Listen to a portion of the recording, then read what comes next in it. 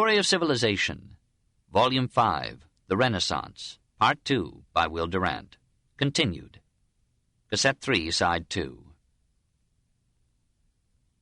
What a contrast she offered to her fallen brother in the modesty and prosperity of her final years. She who in Rome had been the subject and victim of every scandal-monger was loved by the people of Ferrara as a model of feminine virtue. She tried there to forget all the horrors and tribulations of her past. She recaptured with due restraint the joyousness of her youth, and added to it a generous interest in the needs of others. Ariosto, Tebaldo, Bembo, Tito, and Ercole Strozzi praised her profitably in their verse. They called her Pulcherima Virgo, most beautiful maiden, and no one blinked an eye. Perhaps Bembo tried to play Abelard to her Eloise, and Lucrezia now became something of a linguist, speaking Spanish, Italian, French, and reading a little Latin and less Greek. We are told that she wrote poetry in all these tongues. Aldus Manutius dedicated to her his edition of the Strozzi poems, and implied in the preface that she had offered to underwrite his great printing enterprise. Amid all these learned concerns, she found time to bear to her third husband 4 sons and a daughter. Alfonso was well pleased with her in his uneffusive way. In 1506, having occasion to leave Ferrara, he appointed her his regent, and she fulfilled her duties with such good judgment that the Ferraris were inclined to pardon Alexander for having once left her in charge of the Vatican. In the last years of her brief life, she devoted herself to the education of her children and to works of charity and mercy. She became a pious Franciscan tertiary. On June 14, 1519, she was delivered of her 7th child, but it was stillborn. She never rose from that bed of pain. On June 24th, aged 39, Lucrezia Borgia, more sinned against than sinning, passed away. Chapter 17. Julius II, 1503 to 1513. 1. The Warrior. If we place before us Raphael's searching and profound portrait of Julius II, we shall see at once that Giuliano della Rovere was one of the strongest personalities that ever reached the papal chair. A massive head bent with exhaustion and tardy humility, a wide high brow, a large pugnacious nose, grave, deep-set, penetrating eyes, lips tight with resolution, hands heavy with the rings of authority, face somber with the disillusionments of power. This is the man who for a decade kept Italy in war and turmoil, freed it from foreign armies, tore down the old St. Peter's, brought Bramante and 100 other artists to Rome, discovered, developed, and directed Michelangelo and Raphael, and through them gave to the world a new St. Peter's and the Sistine Chapel ceiling, and the stanze of the Vatican. Voilà un homme. Here is a man. His violent temper presumably characterized him from his first breath. Born near Savona in 1443, a nephew of Sixtus IV, he reached the cardinalate at 27, and fumed and fretted in it for 33 years before being promoted to what had long seemed to him his manifest due. He paid no more regard to his vow of celibacy than most of his colleagues. His master of ceremonies at the Vatican later reported that Pope Julius would not allow his foot to be kissed because it was disfigured ex morbo Gallico, with the French disease. He had 3 illegitimate daughters, but he was too busy fighting Alexander to find time for the unconcealed parental fondness that in Alexander so offended the cherished hypocrisies of mankind. He disliked Alexander as a Spanish intruder, denied his fitness for the papacy, called him a swindler and a usurper, and did all he could to unseat him, even to inviting France to invade Italy. He seemed made as a foil and contrast to Alexander. The Borgia Pope was jovial, sanguine, good-natured, if we accept a possible poisoning or two. Julius was stern, Jovian, passionate, impatient, readily moved to anger, passing from one fight to another, never really happy except at war. Alexander waged war by proxy, Julius in person. The sexagenarian pope became a soldier, more at ease in military garb than in pontifical robes, loving camps and besieging towns, having guns pointed and assaults delivered under his commanding eyes. Alexander could play, but Julius moved from one enterprise to another, never resting. Alexander could be a diplomat. Julius found it extremely difficult, for he liked to tell people what he thought of them. Often his language overstepped all bounds in its rudeness and violence, and this fault increased perceptibly as he grew older. His courage, like his language, knew no limits. Stricken with illness time and again in his campaigns, he would confound his enemies by recovering and leaping upon them once more. Like Alexander, he had had to buy a few cardinals to ease his way to the papacy, but he denounced the practice in a bull of 1505. If in this matter he did not reform with inconvenient precipitation, he rejected nepotism almost completely, and rarely appointed relatives to office. In selling church benefices and promotions, however, he followed Alexander's example, and his grants of indulgences shared with the building of St. Peter's in angering Germany. He managed his revenues well, financed war and art simultaneously, and left Leo a surplus in the treasury. In Rome he restored social order, which had declined in Alexander's later years, and he governed the states of the Church with wise appointments and policies. He allowed the Orsini and the Colonna to reoccupy their castles, and sought to tie these powerful families to loyalty by marriages with his relatives. When he came to power, he found the states of the Church in turmoil, and half the work of Alexander and Caesar Borgia undone. Venice had seized Faenza, Ravenna, and Rimini in 1503. Giovanni Sforza had returned to Pesaro. The Baglioni were again sovereign in Perugia, and the Bentivogli in Bologna. The loss of revenues from these cities threatened the solvency of the Curia. Julius agreed with Alexander that the spiritual independence of the Church required her continued possession of the papal states, and he began with Alexander's mistake by asking the help of France, and of Germany and Spain to boot, against his Italian enemies. France consented to send 8,000 men in exchange for 3 red hats. Naples, Mantua, Urbino, Ferrara, and Florence pledged small detachments. In August 1506, Julius left Rome at the head of his own modest force, 400 cavalry, his Swiss guards, and 4 cardinals. Guido Baldo, the restored Duke of Urbino, was in military command of the papal troops, but the Pope rode at their head in person, a sight not seen in Italy for many centuries past. Gianpaolo Baglioni, calculating that he could not defeat such a coalition, came to Orvieto, surrendered to the Pope, and asked forgiveness. "I forgive your mortal sins," growled Julius, "but the first venial sin you commit I will make you pay for them all." Trusting to his religious authority, Julius entered Perugia with only a small guard, and before his soldiers could reach the gates, Baglioni might have ordered his men to arrest him and close the gates, but he dared not.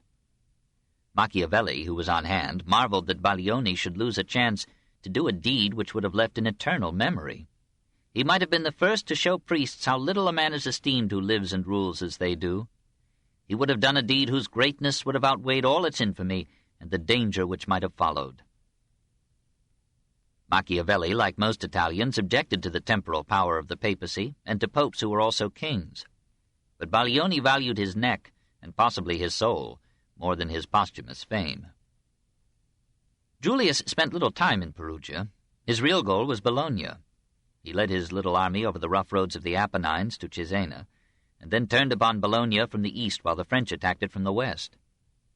Julius reinforced the attack by issuing a bull of excommunication against the Bentivogli and their adherents, and offering a plenary indulgence to any man who should kill any of them. This was a new brand of war. Giovanni Bentivoglio fled, and Julius entered the city borne in a litter on men's shoulders, and hailed by the people as a liberator from tyranny. This on November 11th, 1506. He bade Michelangelo make a colossal statue of him for the portal of San Petronio, and then returned to Rome. There he rode through the streets in a triumphal car, and was greeted as a victorious Caesar. But Venice still held Faenza, Ravenna, Rimini, and failed to estimate properly the martial spirit of the Pope. Risking Italy to get the Romagna, Julius invited France, Germany, and Spain to help him subdue the Queen of the Adriatic. We shall see later how vigorously they responded in the League of Cambrai in 1508, seeking not to help Julius, but to dismember Italy. In joining them, Julius allowed his justifiable resentment against Venice to overcome his love of Italy. While his allies attacked Venice with armies, Julius aimed at her one of the most forthright bulls of excommunication and interdict in history. He won. Venice restored the stolen cities to the Church and accepted the most humiliating terms. Her envoys received absolution and the removal of the interdict in a long ceremony that sorely tried their knees, this in 1510. Regretting his invitation to the French, Julius now reversed his policy to expelling them from Italy, and convinced himself that God was reversing the divine policy accordingly. When the French ambassador announced to him a French victory over the Venetians and added, "God willed it," Julius angrily retorted, "The devil willed it." Now he turned his martial eye to Ferrara. Here was an acknowledged papal fief, but through Alexander's concessions at Lucrezia's betrothal it paid only a token tribute to the papacy. Moreover, Duke Alfonso, after joining in war against Venice at the Pope's behest, refused to make peace at his behest, and remained an ally of France. Julius resolved that Ferrara must become wholly a papal state. He began his campaign with another bull of excommunication in 1510, by which the son-in-law of one pope became to another a son of iniquity and a root of perdition. Without much difficulty, Julius, with Venetian aid, took Modena. While his troops were resting there, the pope made the mistake of going to Bologna. Suddenly news came to him that a French army, instructed to help Alfonso, was at the gates. The papal forces were too distant to help him. Within Bologna were only 900 soldiers, and the people of the city, who had been oppressed by the papal legate Cardinal Alidozzi, could not be relied upon to offer resistance to the French. Sick abed with fever, Julius for a moment despaired and thought of drinking poison. He was about to sign a humiliating peace with France when Spanish and Venetian reinforcements arrived. The French retreated, and Julius sped them on their way with a lusty excommunication for one and all. Meanwhile, Ferrara had armed itself so strongly that Julius judged his forces inadequate to take it. Not to be cheated of military glory, he led his troops in person to besiege Mirandola, a northern outpost of the Ferrara Duchy, this in 1511. Though now 68, he tramped through deep snow, violated precedent by campaigning in winter, presided over councils of strategy, directed operations and the placement of cannon, inspected his troops, relished the life of a soldier, and let no man surpass him in martial oaths and jests. Sometimes the troops laughed at him. More often they applauded his courage. When enemy fire killed a servant at his side, he moved to other quarters. When these too were reached by Mirandola's artillery, he returned to his first station, shrugging his bent shoulders at the danger of death. Mirandola surrendered after 2 weeks of resistance. The Pope ordered that all French soldiers found in the city should be put to death.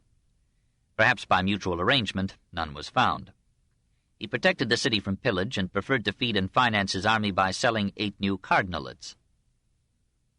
He sought rest in Bologna, but there he was soon again besieged by the French. He fled to Rimini, and the French restored the Bentivogli to power. The people cheered the return of their ousted despots. They demolished the castle that Julius had built, threw down the statue that Michelangelo had made of him, and sold it as bronze scrap to Alfonso of Ferrara. The grim duke cast it into a cannon, which he christened La Giulia, in honor of the Pope. Julius launched another bull, excommunicating all who had shared in the overthrow of papal authority at Bologna. The French troops responded by retaking Mirandola. At Rimini, Julius found affixed to the door of San Francesco a document signed by 9 cardinals, which summoned a general council to meet at Pisa on September 1st, 1511, to examine into the conduct of the Pope. Julius returned to Rome broken in health, overwhelmed with disaster, but not bowing to defeat. Says Guicciardini, "Though the Pope found himself so grossly deceived by his flattering hopes, yet he seemed in his deportment to resemble what the fabulous writers have reported of Antæus, who, as often as he was disabled by the force of Hercules, on touching the ground recovered still greater strength and vigor." Adversity had the same effect on the Pope, for when he seemed to be most depressed and most dejected, he recovered his spirits, and rose again with greater firmness and constancy of mind, and with more pertinacious resolution. To counter the disaffected cardinals, he published a call for a general council to meet at the Lateran Palace on April 19, 1512. He labored night and day to build a formidable alliance against France.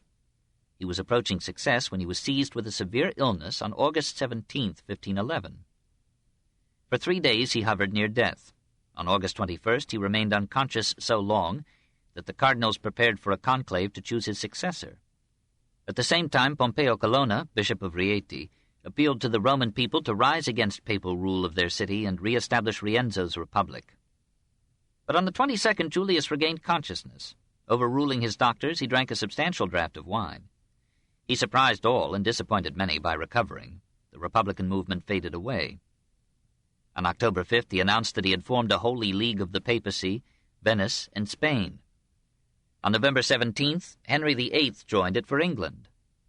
So reinforced, he deposed from their dignities the cardinals who had signed the summons to Pisa and forbade such a council to meet. At the command of the French king, the Florentine Signory gave permission for the banned council to meet at Pisa. Julius declared war upon Florence and plotted to restore the Medici. A group of 27 ecclesiastics, with representatives of the King of France and some French universities, met at Pisa on November 5, 1511.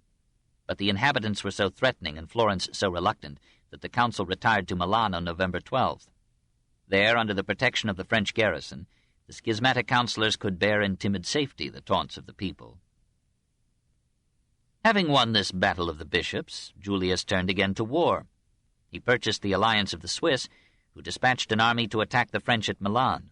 The attack failed, and the Swiss returned to their cantons. On Easter Sunday, April 11, 1512, the French, under Gaston de Foix, decisively helped by Alfonso's artillery, overwhelmed the composite army of the League at Ravenna. Practically all the Romagna passed under French control. Julius's cardinals begged him to make peace. He refused. The council at Milan celebrated the victory by proclaiming the Pope deposed. Julius laughed. On May 2nd, he was carried in his litter to the Lateran Palace, where he opened the Fifth Lateran Council. He soon left it to its own slow development while he hurried back to battle. On May 17th, he announced that Germany had joined the Holy League against France. The Swiss, repurchased, entered Italy through the Tyrol, and advanced to meet a French army disorganized by victory and the death of their leader. Now outnumbered, the French abandoned Ravenna, Bologna, even Milan, and the schismatic cardinals retreated to France.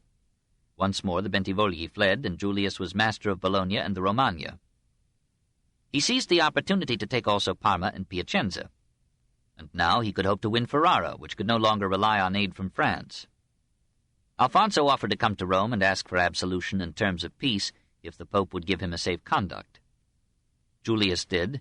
Alfonso came and was graciously absolved, but when he refused to exchange Ferrara for little Asti, Julius pronounced his safe conduct invalid and threatened him with imprisonment and arrest. Fabrizio Colonna, who had conveyed the safe conduct to the Duke, felt that his own honor was involved. He helped Alfonso to escape from Rome. After arduous adventures, Alfonso made his way back to Ferrara, and there resumed the arming of his forts and walls. And now at last the demonic energy of the warrior pope ran out. Late in January 1513, he took to his bed with a complication of ailments. Merciless gossip said that his trouble was an aftermath of the French disease. Others said that it came from immoderate eating and drinking. When no treatment availed to reduce his fever, he reconciled himself to death, gave instructions for his funeral, urged the Lateran Council to go on with its work without interruption, confessed himself a great sinner, bade farewell to his cardinals, and died with the same courage with which he had lived. This on February 20th, 1513. All Rome mourned him, and an unprecedented throng came to bid him good-bye and to kiss the feet of the corpse. We cannot estimate his place in history until we have studied him as the liberator of Italy, as the builder of St. Peter's, and as the greatest patron of art that the papacy has ever known. But his contemporaries were right in viewing him chiefly as a statesman and a warrior. They feared his incalculable energy, his terribilità, his curses and apparently unappeasable wrath. But they sensed behind all his violence a spirit capable of compassion and love. They saw him defending the Papal States as unscrupulously and ruthlessly as the Borgias, but with no view to aggrandize his family. All but his enemies applauded his aims, even when they shuddered at his language and mourned his means. He did not govern the reclaimed states as well as Caesar Borgia had done, for he was too fond of war to be a good administrator. But his conquests were lasting, and the Papal States remained henceforth loyal to the Church until the Revolution of 1870 ended the temporal power of the popes. Julius sinned, like Venice, Lodovico, Alexander, by calling foreign armies into Italy, but he succeeded better than his predecessors and successors in freeing Italy from these powers when they had served his turn. Perhaps he weakened Italy in saving it, and taught the barbarians that they might fight out their quarrels on the sunny plains of Lombardy. There were elements of cruelty in his greatness. He was misled by acquisitiveness in attacking Ferrara and in taking Piacenza and Parma. He dreamed not only of preserving the legitimate possessions of the Church, but of making himself the master of Europe, the dictator to kings. Guicciardini condemned him for bringing empire to the apostolic see by arms and the shedding of Christian blood, rather than troubling himself to set an example of holy life. But it could hardly be expected of Julius, in his place and age, that he should abandon the papal states to Venice and other assailants, and risk the survival of the Church on purely spiritual grounds, when all the world about him recognized no rights but those that armed themselves with power. He was what he had to be in the circumstances and atmosphere of his time, and his time forgave him. 2. Roman Architecture, 1492 to 1513. The most lasting part of his work was his patronage of art. Under him, the Renaissance moved its capital from Florence to Rome, and there reached its zenith in art, as under Leo X it would reach its peak in literature and scholarship. Julius did not care much for literature. It was too quiet and feminine for his temperament. But the monumental in art accorded well with his nature and life. So he subordinated all other arts to architecture, and left a new St. Peter's as an index of his spirit and a symbol of the Church whose secular power he had saved.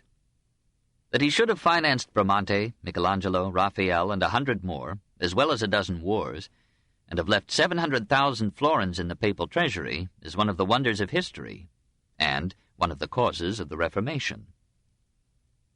No other man ever brought so many artists to Rome.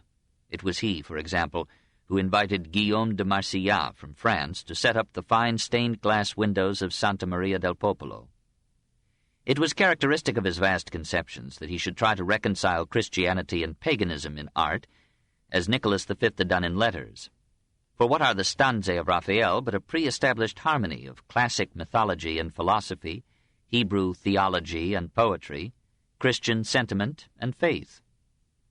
And what could better represent the union of pagan and Christian art and feeling than the portico and dome, the interior columns, statuary, paintings, and tombs of St. Peter's? Prelates and nobles, bankers and merchants, now crowding into an enriched Rome, followed the Pope's lead, and built palaces with almost imperial splendor and opulent rivalry. Broad avenues were cut through or from the chaos of the medieval city. Hundreds of new streets were opened. One of them still bears the great Pope's name. Ancient Rome rose out of its ruins and became again the home of a Caesar. St. Peter's aside, it was, in Rome, an age of palaces rather than of churches. Exteriors were uniform and plain. A vast rectangular facade of brick or stone or stucco, a portal of stone usually carved in some decorative design. On each floor, uniform rows of windows, topped with triangular or elliptical pediments, and almost always a crowning cornice, whose elegant configuration was a special test and care of the architect. Behind this unpretentious front, the millionaires concealed a luxury of ornament and display seldom revealed to the jealous popular eye. A central well, usually surrounded or divided by a broad staircase of marble. On the ground floor, simple rooms for transacting business or storing goods. On the first, our second floor, the piano nobile, the spacious halls for reception and entertainment, and galleries of art, with pavements of marble or sturdy colored tile. The furniture, carpets, and textiles of exquisite material and form, the walls strengthened with marble pilasters, the ceilings coffered in circles, triangles, diamonds, or squares. And on walls and ceilings, paintings by famous artists, usually of pagan themes, for fashion now decreed that Christian gentlemen, even of the cloth, should live amid scenes from classical mythology. And on the upper floors, the private chambers for lords and ladies, for liveried lackeys, for children and nurses, tutors and governesses and maids. Many men were rich enough to have, besides their palaces, rural villas as refuges from the city's din or summer heat. And these villas, too, might conceal sybaritic glories of ornament and comfort, and mural masterpieces by Raphael, Peruzzi, Giulio Romano, Sebastiano del Piombo.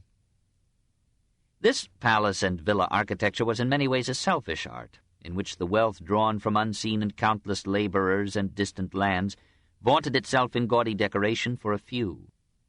In this respect, ancient Greece and medieval Europe had shown a finer spirit, devoting their wealth not to private luxury, but to the temples and cathedrals that were the possession, pride, and inspiration of all, the home of the people as well as the house of God. Of the architects outstanding at Rome in the pontificates of Alexander VI and Julius II, two were brothers, and a third was their nephew. Giuliano da Sangallo began as a military engineer in the Florentine army, passed to the service of Ferrante of Naples, and became a friend of Giuliano della Rovere in the early days of the latter's cardinalate. For Giuliano the cardinal, Giuliano the architect turned the abbey of Grottaferrata into a castle fortress. Probably at Alexander's behest, he designed the great coffered ceiling of Santa Maria Maggiore and gilded it with the first gold brought from America. He accompanied Cardinal della Rovere into exile, built a palace for him in Savona, went with him to France, and returned to Rome when his patron at last became pope.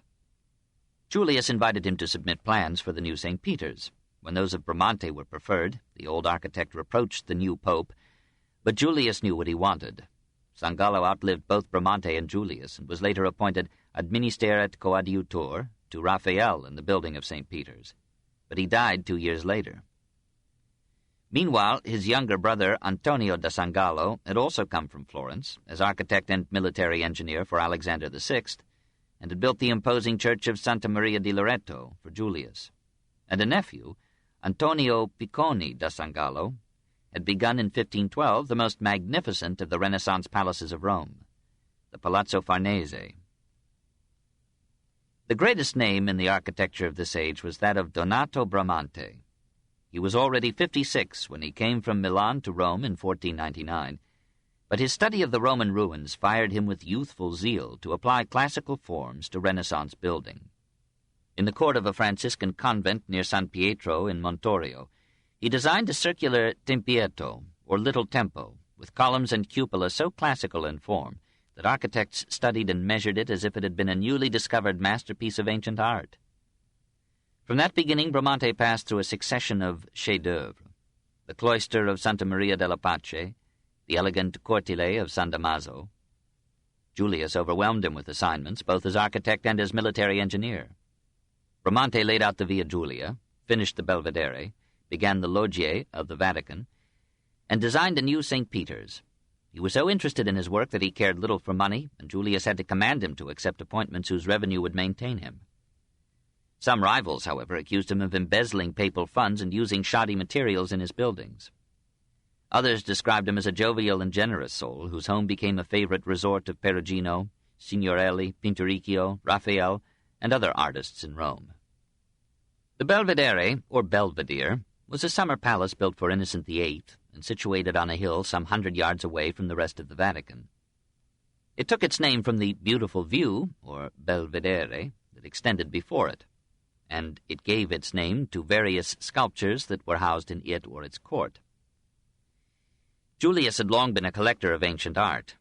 His prized possession was an Apollo discovered during the pontificate of Innocent VIII.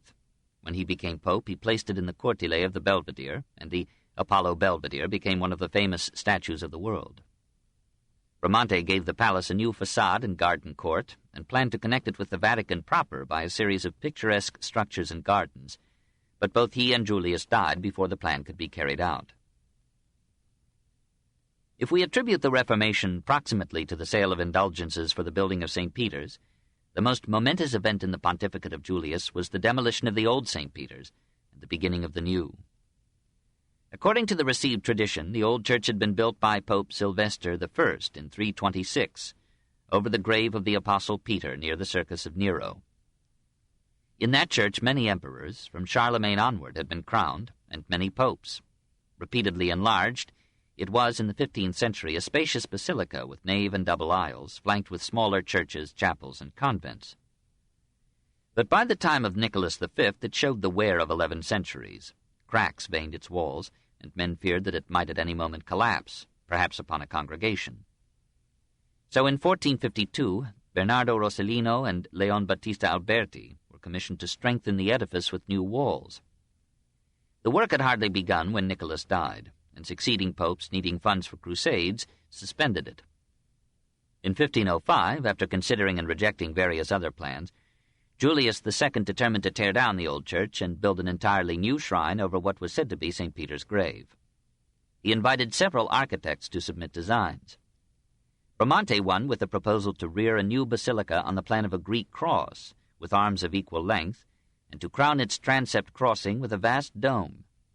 In the famous phrase ascribed to him, he would raise the dome of the Pantheon upon the Basilica of Constantine. In Bramante's intent, the new majestic edifice would cover 28,900 square yards, 11,600 more than the area covered by St. Peter's today. Excavation was begun in April 1506. On April 11th, Julius, aged 63, descended a long and trembling rope ladder to a great depth to lay the foundation stone.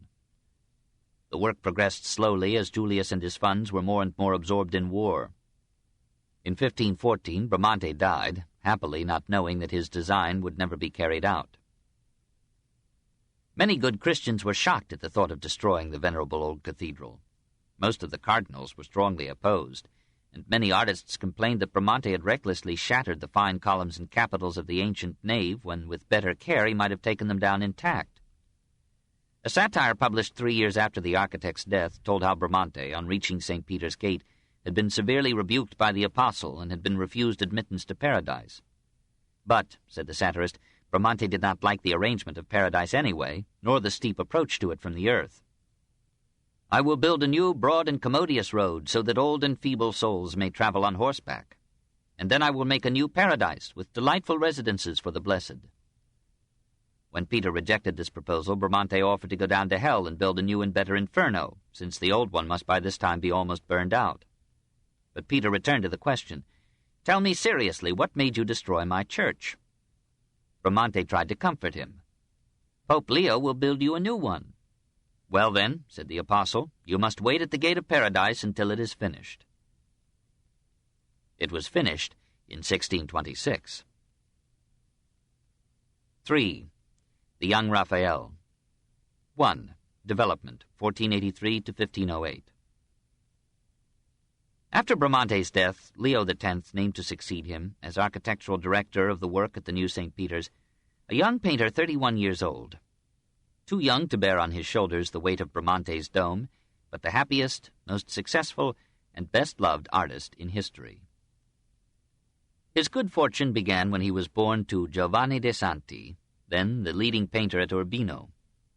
Some pictures survive from Giovanni's brush. They suggest an indifferent talent. But they show that Raphael, named after the fairest of the archangels, was brought up in the odor of painting. Visiting artists like Piero della Francesca often stayed at Giovanni's home, and Giovanni was sufficiently familiar with the art of his time to write intelligently of a dozen Italian and some Flemish painters and sculptors in his rhymed Chronicle of Urbino. Giovanni died when Raphael was only 11, but apparently the father had already begun to transmit the art to his son.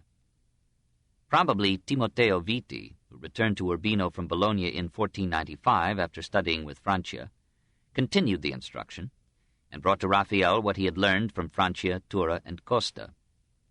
Meanwhile, the boy grew up in circles that had access to the court, and that refined society that Castiglione was to describe in The Courtier was beginning to spread among the lettered classes of Urbino the graces of character, manners, and speech that Raphael would illuminate with his art and his life. The Ashmolean Museum at Oxford has a remarkable drawing attributed to Raphael in the period between 1497 and 1500, and traditionally supposed to be a self-portrait. The face almost of a girl, the soft eyes of a poet. These are the features that we shall meet again, darker and a little wistful, in the engaging self-portrait, circa 1506, in the Pitti Gallery. Picture the youth of the earlier portrait passing at 16 from quiet and orderly Urbino to a Perugia where despotism and violence were the order of the day. But Perugino was there, whose fame was filling Italy. Raffaello's guardian uncles felt that the boy's manifest talent deserved instruction from the best painters in Italy. They could have sent him to Leonardo at Florence, where he might have imbibed some deepening strain of that master's esoteric lore. But there was something peculiar about the great Florentine, something a bit left-handed, literally sinister, in his loves, which disturbed all good uncles. Perugia was closer to Urbino, and Perugino was returning to Perugia in 1499 with presumably all the technical tricks of Florentine painters at the tips of his brushes. So for 3 years the handsome lad worked for Pietro Vannucci, helped him to decorate the cambio, mastered his secrets, and learned how to paint virgins as blue and devout as Perugino's own. The Umbrian hills, above all around the Assisi that Raphael could sight from the Perugian plateau, gave teacher and pupil a full supply of such noble and devoted mothers, fair with forms of youth, yet molded to a trustful piety by the Franciscan air that they breathed. When Perugino went again to Florence in 1502, Raphael remained in Perugia and fell heir to the demand that his master had developed for religious pictures. In 1503 he painted for the Church of St. Francis a Coronation of the Virgin, now in the Vatican. The apostles and Magdalene, standing around an empty sarcophagus, gaze upward to where, on a pavement of clouds, Christ places a crown upon Mary's head, while graceful angels celebrate her with the music of lute and tambourines. There are many signs of immaturity in the picture, the heads insufficiently individualized, faces inexpressive, hands ill-formed, fingers rigid, and Christ himself, obviously older than his pretty mother, moving as awkwardly as a commencement graduate. But in the angel musicians, the grace of their motion, the flow of their draperies, the soft contour of their features, Raphael gives a pledge of his future.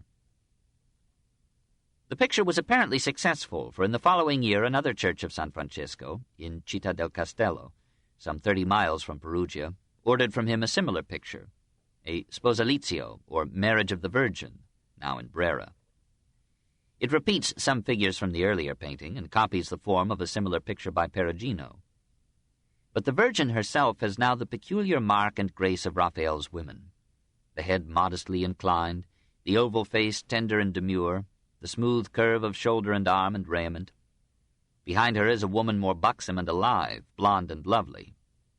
To the right, a youth in tight garb shows that Raphael has studied the human form sedulously. And now all the hands are well drawn, and some are beautiful. About this time, Pinturicchio, who had made Raphael's acquaintance in Perugia, invited him to Siena as assistant. There Raphael made sketches and cartoons for some of the brilliant frescoes with which Pinturicchio, in the library of the cathedral, told such portions of Aeneas Sylvius's story as befitted a pope. In that library, Raphael was struck by an antique statuary group, the Three Graces, that Cardinal Piccolomini had brought from Rome to Siena. The young artist made a hasty drawing of it, apparently to help his memory. He seems to have recognized in these three nudes a different world and morality than those that had been impressed upon him in Urbino and Perugia, a world in which woman was a joyful goddess of beauty rather than the sorrowful mother of God, and in which the worship of beauty was considered as legitimate as the exaltation of purity and innocence. The pagan side of Raphael, which would later paint rosy nudes in the bathroom of a cardinal and place Greek philosophers beside Christian saints in the chambers of the Vatican, developed now in quiet company with that aspect of his nature and his art which would produce the Mass of Bolsena and the Sistine Madonna. In Raphael, more than in any other hero of the Renaissance, the Christian faith and the pagan rebirth would live in harmonious peace. Shortly before or after his visit to Siena, he returned briefly to Urbino.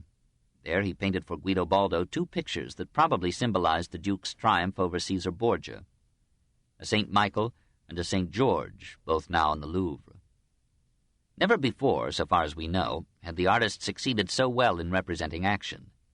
The figure of St. George drawing his sword back to strike, while his horse rears up in terror and the dragon claws at the knight's leg, is startling in its vigor and yet pleasing in its grace. Raphael the draftsman was coming into his own. And now Florence called him, as it had called Perugino and 100 other young painters. He seemed to feel that unless he could live for a while in that stimulating hive of competition and criticism, and learn at first hand the latest developments in line and composition and color, in fresco and tempera and oil, he would never be more than a provincial painter, talented but limited, and fated at last for obscure domesticity in the town of his birth. Late in 1504, he set out for Florence. He behaved there with his usual modesty, studied the ancient sculptures and architectural fragments that had been gathered into the city, went to the Carmine and copied Masaccio, sought out and pored over the famous cartoons that Leonardo and Michelangelo had made for paintings in the Hall of Council in the Palazzo Vecchio. Perhaps he met Leonardo. Certainly for a time he yielded to that elusive master's influence. It seemed to him now that beside Leonardo's adoration of the Magi, Mona Lisa, and the Virgin Child and St. Anne, the paintings of the Ferrara, Bologna, Siena, Urbino schools were struck with the rigor of death, and even the Madonnas of Perugino were pretty puppets, immature young women of the countryside suddenly endowed with an uncongenial divinity. How had Leonardo acquired such grace of line, such subtlety of countenance, such shades of coloring? In a portrait of Maddalena Doni, now in the Pitti, Raphael obviously imitated the Mona Lisa. He omitted the smile, for Madonna Doni apparently had none. But he pictured well the robust form of a Florentine matron, the soft, plump, ringed hands of moneyed ease, and the rich weave and color of the garments that dignified her form. About the same time he painted her husband, Angelo Doni, dark, alert, and stern. From Leonardo he passed to Fra Bartolomeo, visited him in his cell at San Marco, wondered at the tender expression, the warm feeling, the soft contours, the harmonious composition, the deep, full colors of the melancholy friar's art. This book is continued on Cassette 4, Side 1.